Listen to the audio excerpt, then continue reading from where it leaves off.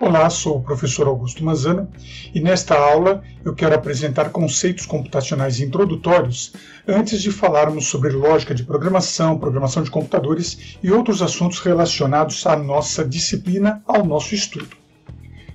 Agora, para pensarmos. Hoje vivemos a era do excesso de informação. Graças aos milagres da tecnologia do século XX, nós, habitantes da Terra, dispomos de acesso instantâneo a mais informação do que conseguimos tratar. Essa frase foi cunhada por Larry Koenig, que é autor do livro Introdução Ilustrada à Computação, que está sendo mostrado aqui nesta capa. Este livro é um livro não muito fácil de achar no mercado, porque ele é um livro bastante antigo. E esta aula, esta apresentação, está baseado em parte desse livro. Eu não estou reproduzindo o livro ao pé da letra, mesmo porque isso é ilegal, eu não posso fazer. Mas eu posso usar o livro como referência. Se você que está assistindo quiser localizar esse livro, ele é um livro bastante interessante.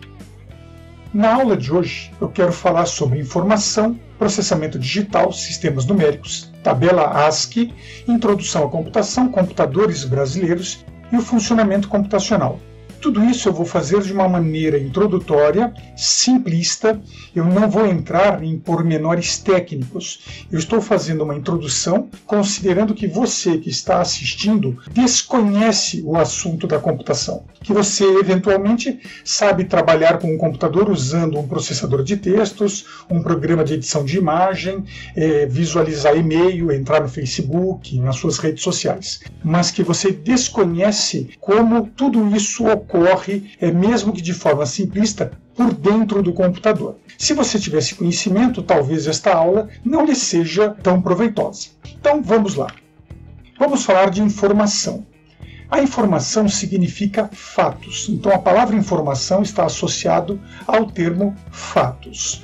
O tratamento de um grande conjunto de informação necessita de um agente capaz de armazenar, classificar, qualificar, comparar, combinar e exibir essas informações em alta velocidade.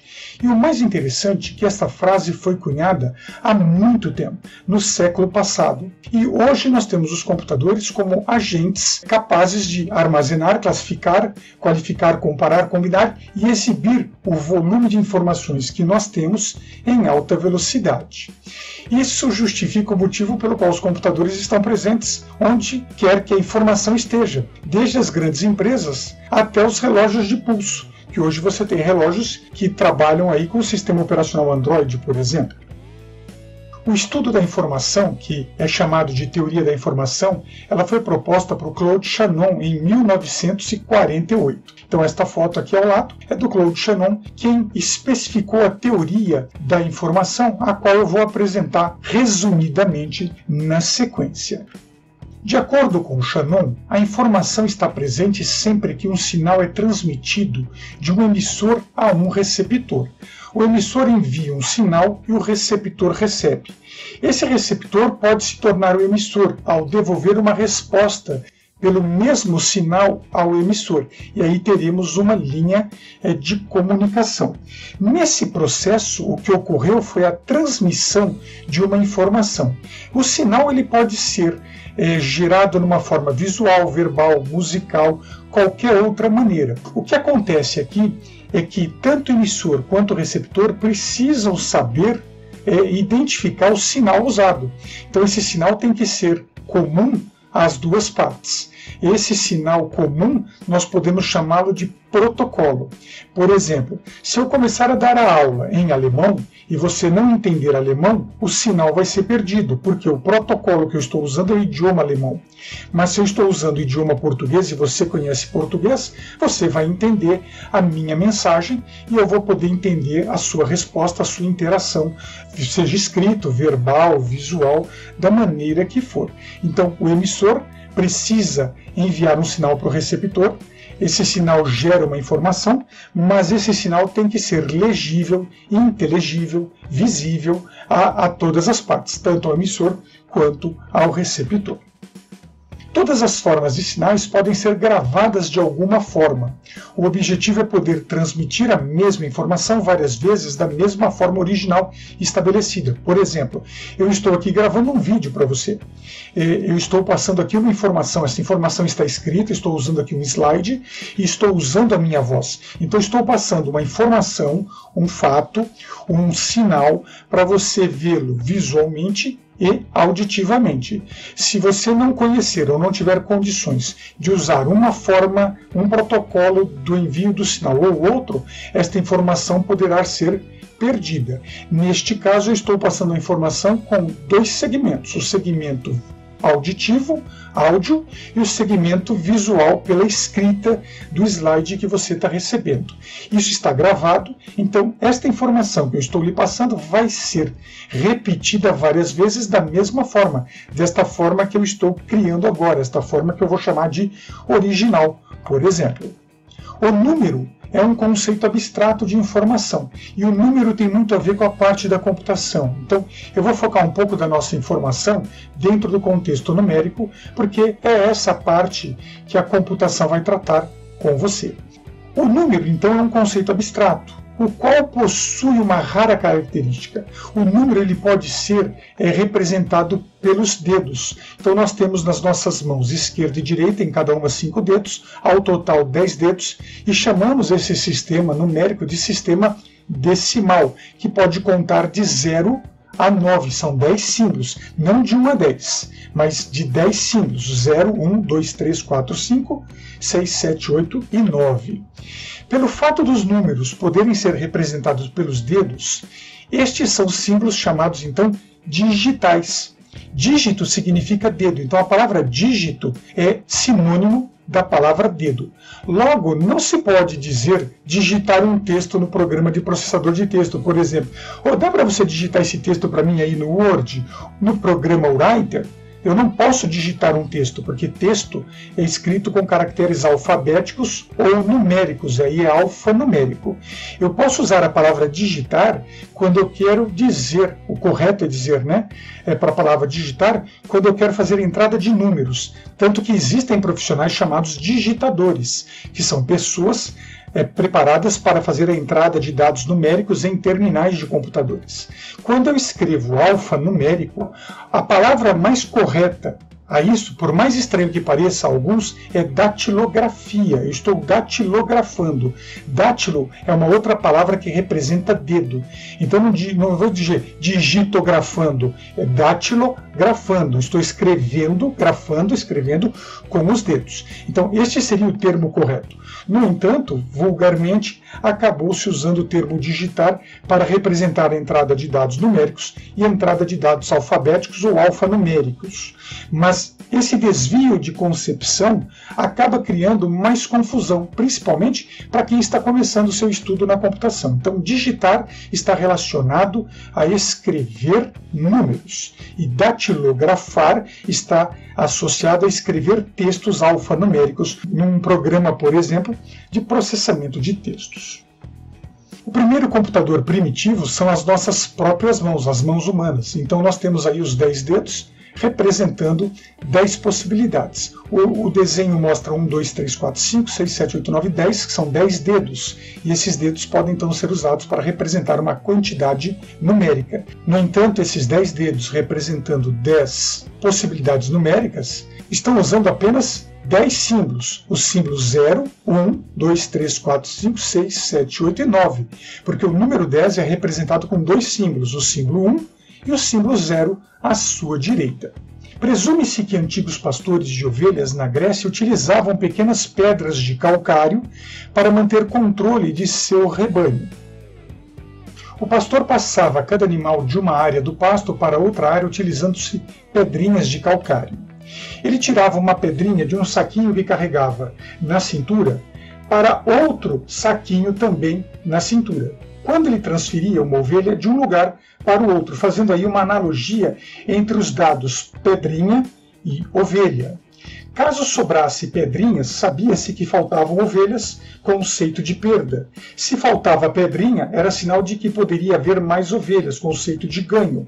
Ou ele perdeu eventualmente alguma pedrinha que usava para o controle. Mas com esta estratégia, esse pastor tinha uma ferramenta, uma tecnologia para acompanhar melhor o seu rebanho. Essas pedras de calcário eram chamadas de cálculos. Tanto que hoje, quando você fala estou com cálculo renal, ou a pessoa, o fulano esteve com cálculo renal, então cálculos é um sinônimo que podemos usar para pedra, cálculo renal, pedra nos rins. E do uso dessas pedras de cálculos, pedras de calcário, originou-se o termo calcular como o termo usado para fazer uma operação aritmética algébrica sobre dados numéricos. Vamos falar um pouco de processamento digital. Um computador é um processador de informações, ou seja, é uma máquina que processa dados. Os dados isolados não têm muito valor, mas quando eu combino dados diferentes, eu gero informações. Para processar informações, um computador recebe a entrada de um conjunto de dados, efetua certo processamento sobre esse conjunto de dados que foi recebido e fornece um conjunto de dados processados, ou seja, um computador executa 3 ações operacionais muito básicas: a entrada, o processamento e a saída desses dados. Na saída dos dados, se os dados forem combinados, eu terei então uma análise de uma informação. Conjunto de dados analisados se torna informação. As operações efetivadas por um computador são ações lógicas e ou matemáticas. Não existe outro tipo de ação executada por um computador, não importa a ação sendo efetuada.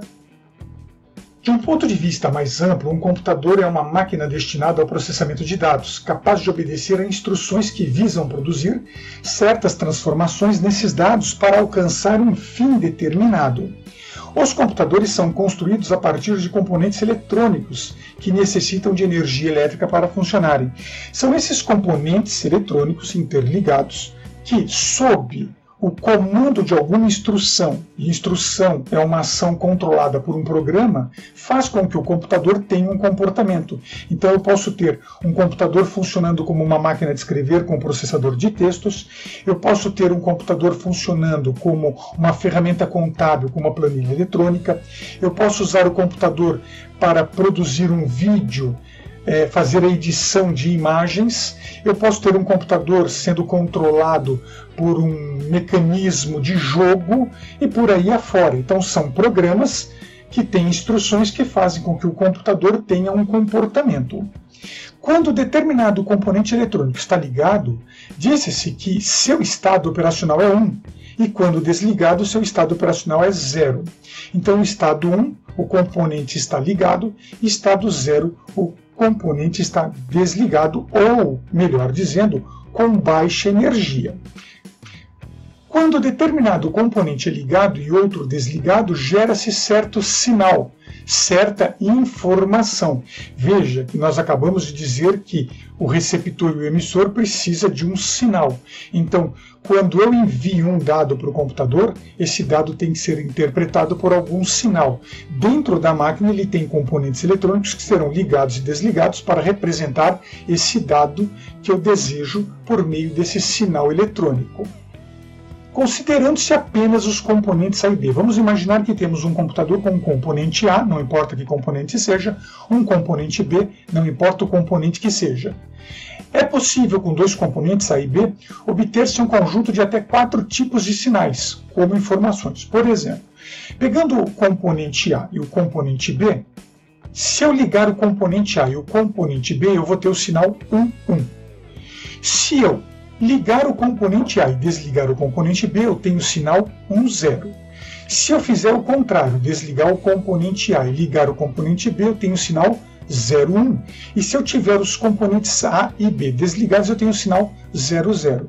Então veja que com 2 componentes eu consegui gerar 4 sinais diferentes. 1, 1, 1, 0, 0, 1 e 0, 0. Agora você imagina, dentro de um computador, os milhares de componentes que ele tem sendo ligados e desligados, a quantidade de sinal que ele consegue gerar. Então, a partir dos sinais gerados, é possível realizar diversos tipos de ações e processamento.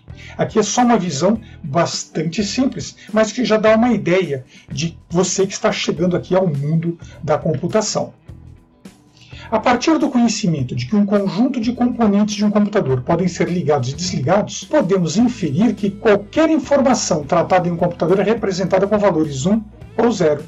O conjunto de informações 1 e 0 organizadas geram sinais que os computadores processam. A partir dos valores 1 e 0 é possível representar um extenso conjunto de dados alfabéticos e numéricos, a partir do sistema chamado binário, que é a linguagem operada pela máquina. Todo computador trabalha com uma linguagem binária. Todo sinal será 0 e 1, indicando que algum componente está ligado, desligado, ou melhor dizendo, em vez de desligado com baixa intensidade elétrica, com baixa energia.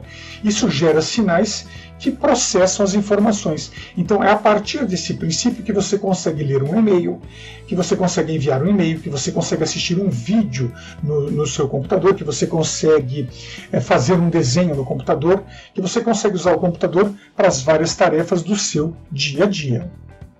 Ao vermos, por exemplo, o símbolo do algarismo 5 e dizermos número 5, nós cometemos um erro de linguagem bastante grave, porque o certo seria dizer o valor numérico representado pelo numeral 5.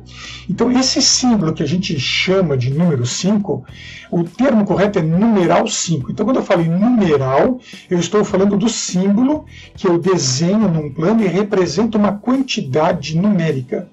A quantidade 5, como conhecemos, ela é abstrata. Ela existe no imaginário. Para representá-la de forma concreta, a gente escreve um símbolo, e o símbolo é esse número entre aspas, esse numeral, melhor dizendo, entre aspas. O numeral é o símbolo gráfico usado para representar a ideia comum aos dois conjuntos que estamos comparando o número, que é o quê? O abstrato, a quantidade, e o concreto, que é o numeral. Numeral é o símbolo gráfico que representa um valor numérico. E o número é um conceito quantitativo de um valor numérico. Esse conceito quantitativo ele é um tanto abstrato. O sistema numérico mais popular é o sistema decimal. E nós sabemos que ele é popular por causa dos nossos dedos. Temos 10 dedos, então representar os números em conjuntos de 10 em 10 ficou mais simples para a nossa mente humana. Se nós fôssemos seres com 2 dedos, um em cada mão, estaríamos trabalhando com o conceito binário, mas nós temos 10 dedos na média, então vamos usar o sistema decimal. Um sistema numérico ele é um conjunto de regras que visa estabelecer a forma de escrever qualquer valor numérico inteiro. O sistema romano é representado pelos símbolos gráficos I para o 1, V para o 5, X para o 10, L para o 50, C para 100, D para 500 e M para o 1000. É uma forma de representar valores numéricos. O sistema decimal hindu, que é o que nós usamos, é representado pelos símbolos gráficos 0, 1, 2, 3, 4, 5, 6, 7, 8 e 9. Na área da computação é usado o sistema numérico binário, representado pelos símbolos 1 e 0. E isso nós já estamos sabendo por quê? Porque nós temos um conjunto de componentes eletrônicos interligados dentro de uma placa de circuitos.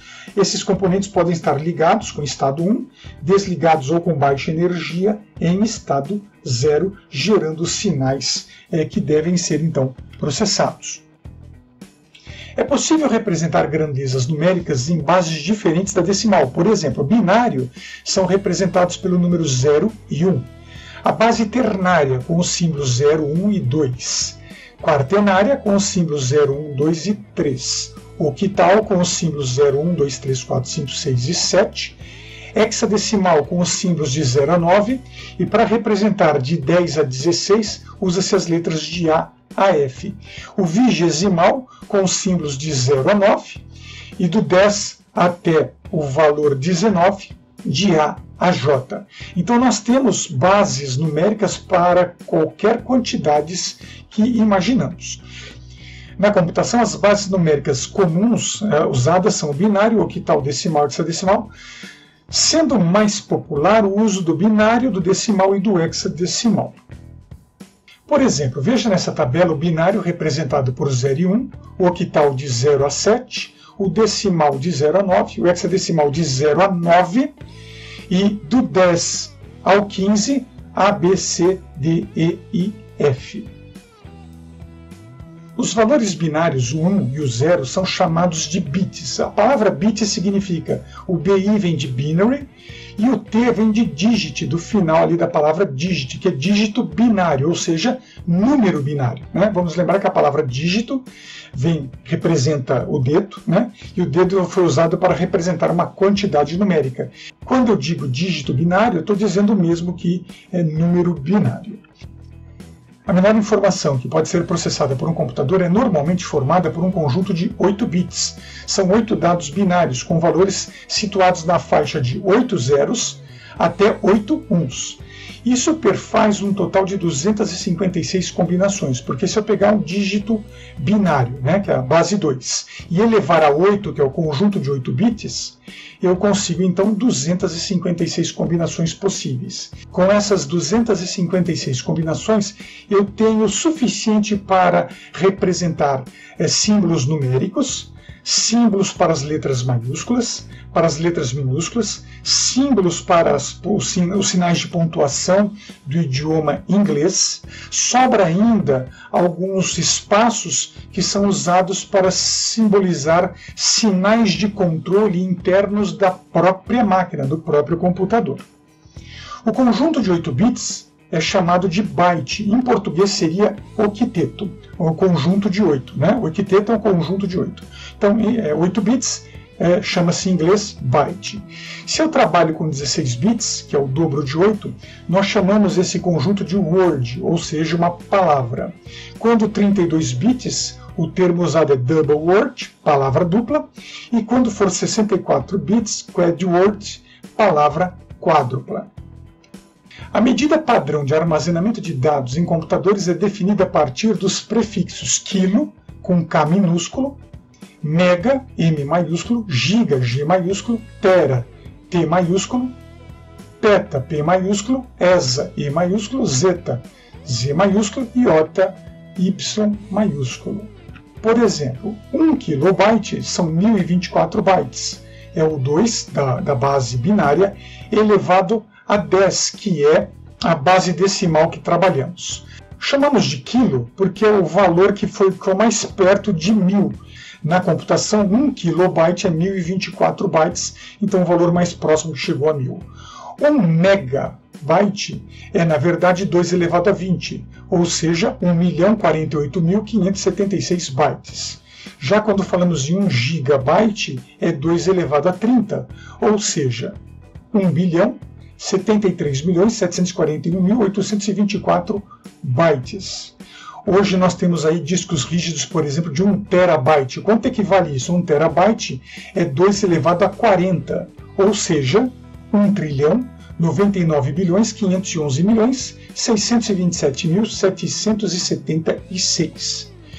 Aí temos outras medidas que ainda hoje não estão muito populares, que é o petabyte. 1 petabyte é 2 elevado a 50, 1 hexabyte, 2 elevado a 60, 1 zettabyte, que é 2 elevado a 70, e 1 iotabyte, que é 2 elevado a 80. Só para você ter uma ideia, o iotabyte possui 1 septilhão, 208 sextilhões, 925 quintilhões, 819 quatrilhões, 614 trilhões, 629 bilhões, 174 milhões, 706.176 bytes.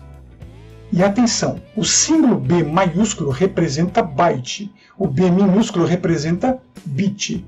Então ali quilo, se eu coloco KB em minúsculo, que é um erro muito comum, eu estou falando de kilobit. Se eu quero falar do byte, eu deixo o byte, a palavra byte em maiúsculo, o B em maiúsculo. Já que sabemos que temos 256 combinações, que é 2 elevado a 8, temos aí o surgimento da tabela ASCII.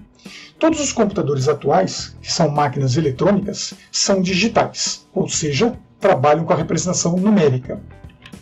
A partir de 1940, ficou claro que os computadores podiam ser usados para muito mais do que processar dados numéricos. Podiam ser usados para armazenar e manipular textos ou outros tipos de informação.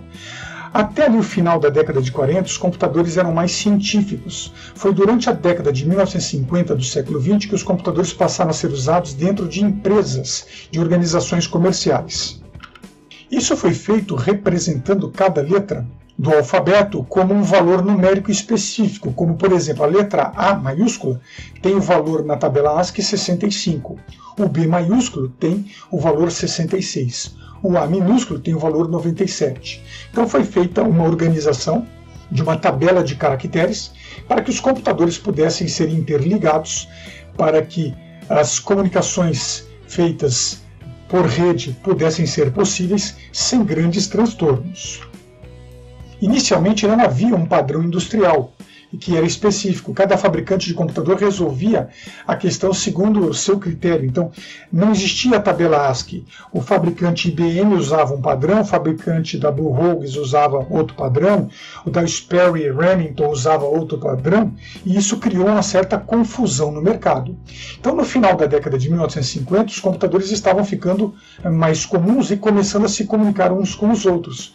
Foi quando a indústria da computação se reuniu e percebeu que tinham nas mãos uma necessidade, que era urgente, de ter uma forma padronizada de comunicação, para que os diferentes modelos e marcas de computadores pudessem ser operados de maneira semelhante e sem criar transtornos quando estivessem conversando, entre aspas, os computadores conversando em rede. Surge então o que se chama tabela ASCII. E uma observação, não é ASCII 2, algumas pessoas falam ASCII 2 e isso é incorreto, é ASCII. Aliás, esse I no final a gente pode ler até ele craseado, ASCII. Muitas pessoas acham que é 2, mas não é. Se fosse para falar numericamente, deveríamos dizer aí ASCII segundo, mas nem isso, porque isso é uma sigla em inglês que tem um significado. Este foi o impulso para o desenvolvimento da tabela chamada ASCII. Então, o A de ASCII ali, o A é American, o S Standard, o C Code for Information, que é o primeiro I, e Interchange, que é o segundo I. É o código padrão americano para intercâmbio de informações. Isso foi publicado em 1963 e a indústria de computadores aceitou essa tabela e utiliza essa tabela até os dias de hoje. Todo computador possui internamente essa tabela. A tabela ASCII possui um conjunto mínimo de caracteres que um computador de qualquer tipo ou tamanho pode processar de forma padronizada. Então, aqui lembrando, a tabela ASCII é erroneamente chamada de ASCII 2, devendo ser referenciada como tabela ASCII. E um detalhe, a versão moderna da tabela ASCII foi adotada como padrão pela ANSI, é a American National Standards Institute, que é o Instituto Nacional de Padrões americano durante a década de 1960. O ANSI é uma organização nos Estados Unidos semelhante à ABNT no Brasil, Associação Brasileira de Normas Técnicas, ou seja, a ANSI é a entidade de normas técnicas dos Estados Unidos. A versão atual que usamos nos computadores da tabela ASCII é a de 1986. Foi a última revisão e ninguém mais mexeu nela, todo mundo concordou. Ela está então perfeita a partir de então. Na década de 1990 começou a surgir um outro problema.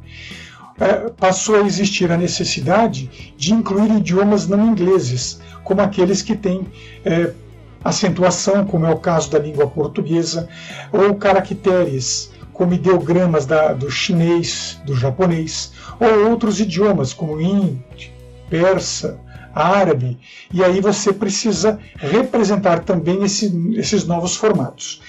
Isso fez surgir o padrão Unicode, que inicialmente era de 16 bits, hoje temos com 32 e 64 bits, para conseguir representar caracteres de outros idiomas. Neste desenho eu tenho aqui uma imagem típica da tabela ASCII com seus 256 caracteres. Ao observar essa tabela, você vai ver que os códigos de 0 até 31 são códigos de controle da máquina. De 32 a 127 nós temos os símbolos de pontuação, números, letras, maiúsculas e minúsculas. De 128 até 255, essa segunda parte da tabela ela não é oficial. Ela fica à disposição do fabricante do computador utilizá-la da maneira que achar melhor. Esse conjunto de caracteres de 128 a 255 são os caracteres que a empresa IBM colocou na tabela ASCII dos seus microcomputadores, o IBM PC, de Personal Computer, computador pessoal. Então esse é o conjunto de caracteres que a IBM colocou na tabela ASCII dela. Nenhum fabricante pode mexer entre o código 0 e 127, mas do 128 ao 255 fica reservado para o fabricante do computador, ou do sistema operacional, ou algum componente, algum periférico que você vai instalar no seu computador e precisa ampliar alguma necessidade particular, vai usar essa porção da tabela para o seu controle. Vamos agora fazer uma introdução à computação de um ponto de vista mais histórico. A necessidade de desenvolver ferramentas que facilitassem operações matemáticas fez a humanidade chegar ao estágio atual da área da computação. Os computadores estão onde estão porque nós, seres humanos, precisamos, ao longo do tempo, devido às nossas necessidades, às nossas comunicações, os nossos intercâmbios culturais, comerciais, a desenvolver ferramentas que facilitassem o controle das trocas de produtos e trocas de moeda. O primeiro instrumento que se tem conhecimento é conhecido como o primeiro computador analógico, chamado ábaco. Esse computador surge mais ou menos por volta de 3.500 anos antes de Cristo, na região da Mesopotâmia. Inclusive, esse modelo da imagem é um modelo chinês, que ele faz cálculos hexadecimais, decimais e hexadecimais. Existe um modelo japonês que faz cálculos decimais. A diferença entre os modelos chinês e japonês é muito interessante. Veja que nesse desenho nós temos duas áreas, a área de cima e a área de baixo. Nessa área de baixo eu tenho 5 contas e na área de cima eu tenho 2. No modelo japonês, na parte de cima tem uma conta e na parte de baixo tem 4 contas. Essa é a diferença. Essa pequena diferença permite que o ábaco japonês faça cálculos decimais e o ábaco, aqui nesse caso que é o modelo chinês, também faça cálculos hexadecimais. Esses instrumentos são usados até os dias de hoje e são ferramentas de cálculo, são calculadoras analógicas, não são eletrônicas, porque a posição da conta determina um valor numérico a ser representado. Então veja que número é abstrato. Usamos o numeral para representar simbolicamente o número num plano. E eu posso representar esse número por qualquer elemento. Por exemplo, num ábaco, a representação numérica é a posição da conta em cima ou embaixo. O computador eletrônico, como se conhece atualmente, ele origina-se das ideias de um cientista matemático e filósofo inglês chamado Charles Babbage, ou Charles Babbage, dependendo aí da pronúncia das pessoas, que em 1834 ele apresentou as ideias do que ele chamou de máquina analítica, considerada hoje a precursora dos modernos computadores, tanto que é dado a ele o título de o pai do computador. Foi a partir das ideias dele que os computadores se tornaram máquinas programáveis. A máquina analítica seria uma máquina programada. Quando Charles Babbage, em 1834, apresentou isso, ele foi ridicularizado. Teve uma pessoa que realmente comprou a ideia dele. Nós vamos falar dessa pessoa num outro momento. Muito bem, depois das ideias de Babbage, o primeiro computador mecânico ele surge em 1937, ou seja, a década de 30 do século 20, desenvolvido por um engenheiro chamado Howard Aiken. Então aqui eu tenho o Aiken e a sua criação aqui do lado esquerdo. Não demorou muito, de 37 para a década de 40, 1946, surge o primeiro computador eletrônico.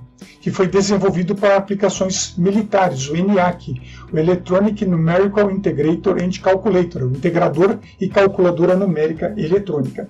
Aqui nessas fotos vocês estão vendo pessoas dentro do computador. Esse computador ele tinha mais ou menos a altura de um edifício de 3 andares, ocupava mais ou menos uma área que ocupa uma quadra de tênis. E os técnicos trabalhavam dentro desse computador. A partir da década de 1970 surgem os microcomputadores. Mas o microcomputador surge a partir de uma invenção da Intel. A Intel foi quem apresentou o primeiro microprocessador. E ela chamou esse microprocessador de 4004. Era um microprocessador de 4 bits. Aliás, eu falei que o conjunto de 8 bits é um byte. Mas eu também posso dividir o byte em 4. Então, quando eu divido o conjunto de bytes em 4, são 4 bits, a gente chama esse conjunto de nibble. Então, esse computador trabalhava com processamento de nibbles, conjuntos de 4 bits. A partir dessa invenção da Intel, surge, então, entre 1973 e 74, o lançamento do 8080, que já era um microprocessador de 8 bits, trabalhando então com um conjunto de bytes. Não demorou muito para que alguém pegasse esse microprocessador 8080, que era usado para a construção de calculadoras e controle de semáforos de trânsito, e fizesse um computador com ele. Isso surgiu com uma empresa chamada MITS, que lança nesse período um computador chamado Altair 8800. Essa empresa fabricava calculadoras. Aqui é uma capa de uma revista de eletrônica muito popular para os jovens da época, que é a Popular Electronics, que divulgou que você podia comprar um kit e montar em casa o seu próprio computador. Então essa imagem que está aqui à direita acima, em preto e branco, é o kit que era vendido pela empresa, que foi anunciado nessa revista, e a imagem do lado direito abaixo, esse colorida, já é o computador Altair 8800 com um formato mais comercial, porque começou como um kit e passou a ser vendido até para algumas empresas que passaram a usar esse computador para processar seus dados internos, pequenas e médias empresas. Empresas grandes usavam computadores de grande porte. Não demorou para que isso desse um boom no mercado. Então os jovens ficaram enlouquecidos, gostavam de eletrônica, ficaram atordoados com essa grande possibilidade, e não demorou muito para que em 1975, numa garagem, surgisse o computador Apple I. Então aqui tem 2 fotos aqui do Apple I, da garagem ali do Steve Jobs, com o Steve Wozniak. Eles fizeram, o Wozniak fez o projeto do computador, o Jobs passou a vender o computador, fizeram uma caixa de madeira e venderam 50 unidades. Dessas 50 unidades chamaram a atenção e passaram então, em 1976, a lançar o Apple II com uma característica mais, um acabamento profissional. Eles receberam investimentos externos e fundaram então a Apple Computer. Nessas 2 imagens eu estou mostrando aqui para vocês a versão do Apple II. Do lado esquerdo é a versão Apple II, aliás, norte-americana mesmo, e à direita, esse Unitron, era o clone brasileiro, vendido pela empresa Unitron. Não demorou muito para que outras empresas também começassem a desenvolver, e a Apple tinha ali os seus concorrentes de computadores todos de 8 bits, porque eram microprocessadores usados em 8 bits.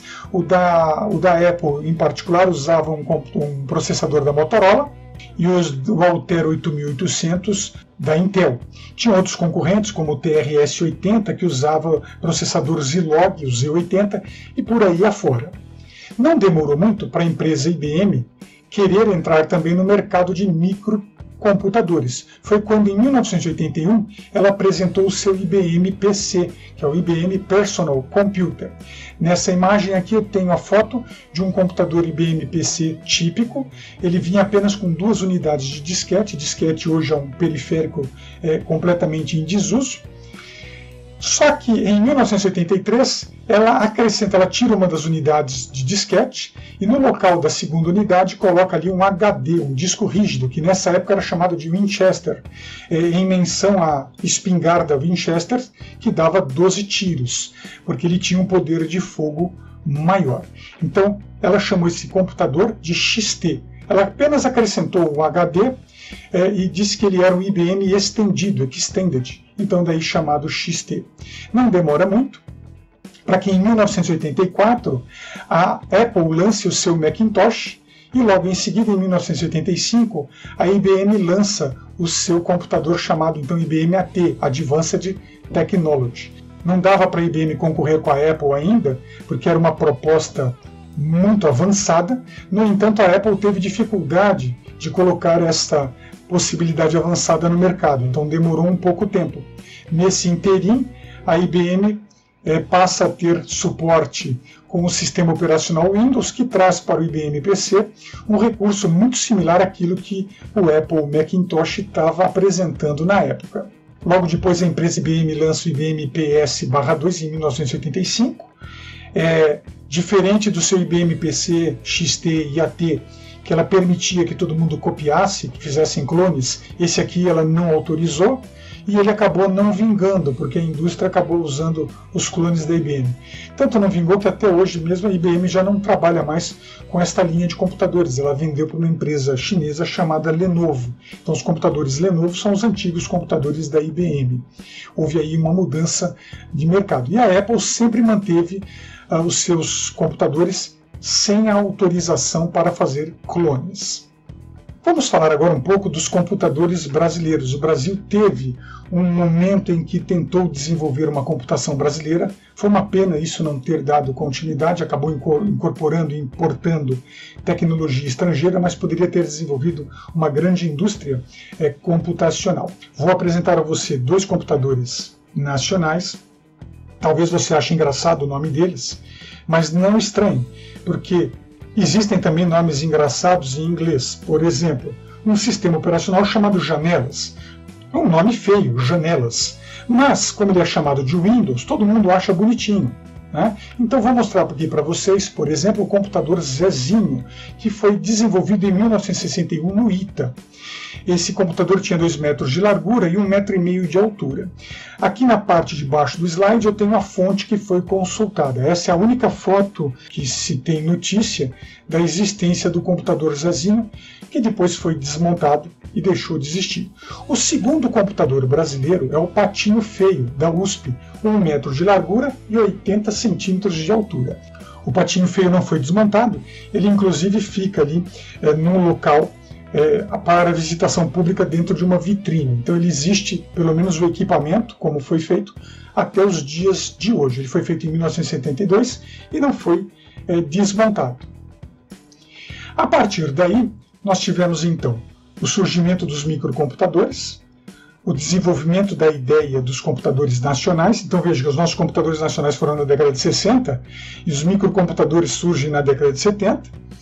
O Brasil não deu continuidade ao seu projeto, então o que aconteceu? Quando você não desenvolve uma tecnologia própria, você acaba absorvendo uma tecnologia externa.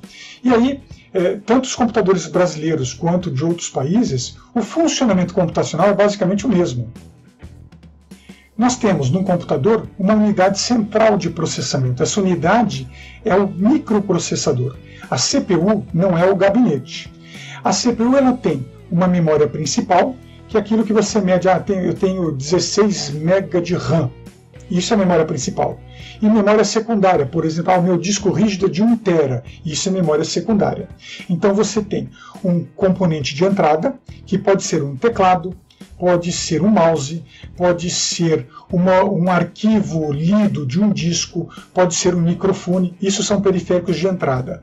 Isso faz a entrada de dados, vai para a CPU e a CPU processa esses dados, usando a memória principal, eventualmente gravando numa memória secundária ou até lendo dados da memória secundária para combinar com os dados da memória principal e gerar uma saída.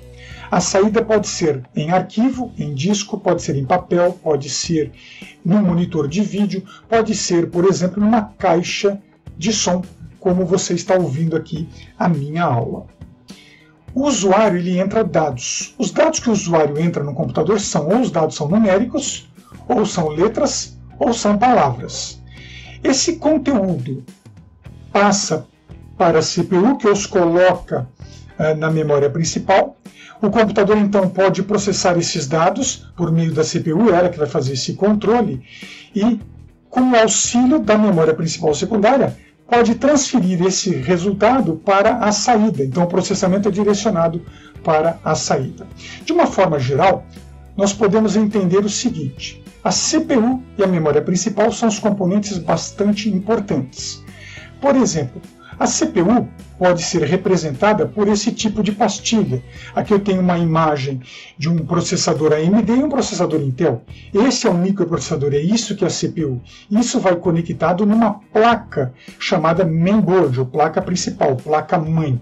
Além desse componente, a memória principal utiliza pentes de memória, que é o que vai fazer com que o computador tenha espaço para armazenar e processar os dados controlados pela CPU, para depois serem armazenados ou não.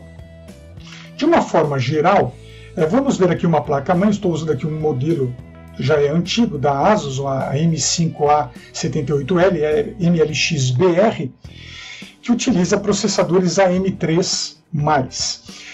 Aqui é só para dar uma ideia, a CPU ela vai conectada nessa região da placa-mãe e o pente de memória numa outra região. Então você tem dois componentes separados, a memória principal, que vai controlar todo o conjunto de periféricos externos e vai controlar o conjunto de componentes internos. Então nessa placa-mãe que você vê é um conjunto de componentes que estão interligados, que quando ligados e desligados geram sinais 1 e 0 que a gente falou há pouco. A partir daqui encerro esta aula. O desenvolvimento deste trabalho eu usei templates dos slides Matrix do fppt.com. Obrigado por sua atenção e prestígio e até a próxima aula. Um grande abraço. Fui!